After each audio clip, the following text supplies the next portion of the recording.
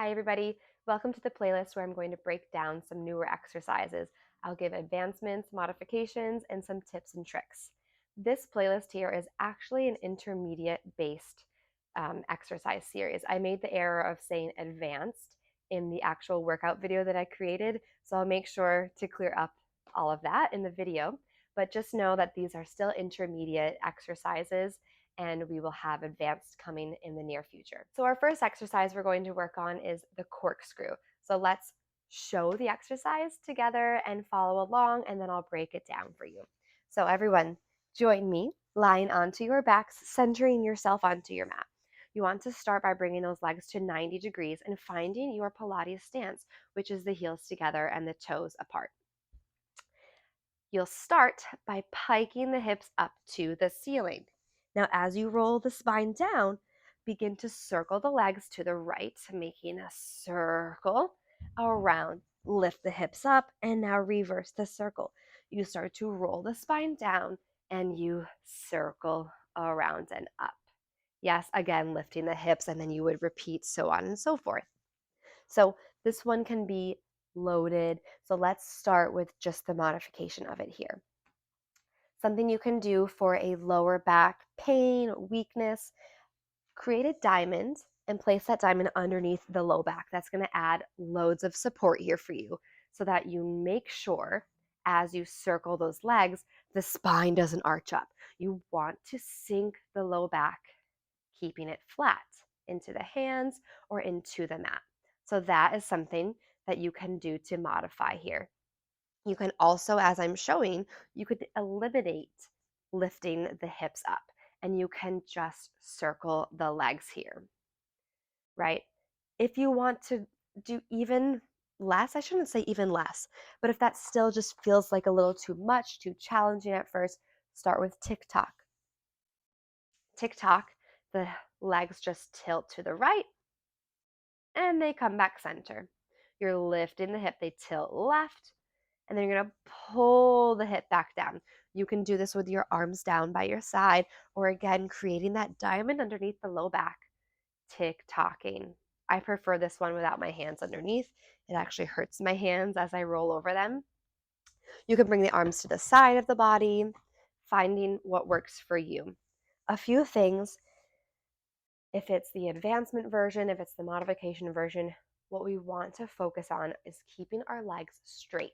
That's number one. Number two is making sure that our chest stays wide. In this exercise, because we're using a lot of effort, we tend to do this, right? We want to sink the chest.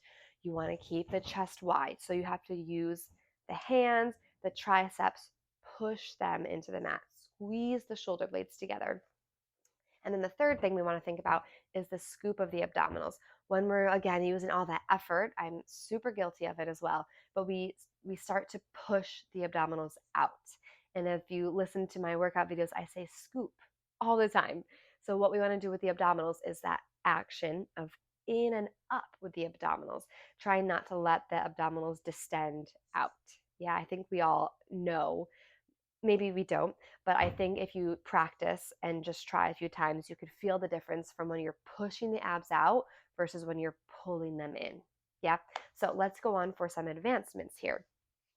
Advancements as in very close to the full exercise that we would like to achieve, which was the pike. So when we do this pike, we can start by thinking about the bottom four vertebrae, right? So from the tailbone and just go up a couple of bones. We can start the pike very small. For example, we lift up, that's it, and then we roll down and we circle. So we're controlling it. And again, we lift up and we roll down, thinking about those abs not distending. Yes, also just as challenging what I've just done. I feel the work. I could work on a lot of things myself here. Now, if we want to advance it, we take that full pike. Now, this is important not to, when we lift up, not to put any weight on your neck. We want to keep the weight on our shoulder girdle and the shoulder blades. Again, using the arms for support. My legs begin at 90. I push my arms down. I open my chest. I scoop my abs and I start to lift those hips up. And I think about squeezing the backs of my legs, right? I'm not letting my butt hang out and my legs fall. I'm thinking about really pushing my pelvis and my hip bones forward, squeezing the back like crazy.